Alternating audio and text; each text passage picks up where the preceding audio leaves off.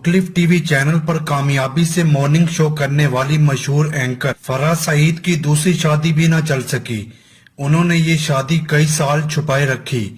1998 में बंधन नामी ड्रामा सीरियल से शोहरत पाने वाली फराह सईद ने अपने ही साथी अदाकार इकबाल हुसैन से पहली शादी की थी, जिसके बाद इनके 2 बच्चे भी हुए, मगर बाद में नचाकियों की बिना पर तलाक तक बात जा पहुंची और दोनों अदाकारों ने अलहदगी इख्तियार कर ली। निजी टीवी चैनल के मुताबिक फराह ने इंतहाई सादगी और खामोशी के साथ दूसरी शादी 2012 में कारोबारी शख्सियत चौधरी तौकीर से की, जिसका इस्लामाबाद में देश परदेश के नाम से मशहूर रेस्टोरेंट भी है। तौकीर अहमद पेशे के लिहाज से शेफ हैं और बहुत से टीवी चैनल्स पर प्रोग्राम भी कर चुके हैं। तौकीर ने एक इंटरव्यू में बताया कि वो फराह सईद के शौहर हैं और इनके दरमियान इख्तिलाफात की बुनियाद पर अलहदगी इख्तियार हो चुकी है और ये कि अब वापसी की कोई गुंजाइश भी मौजूद नहीं है।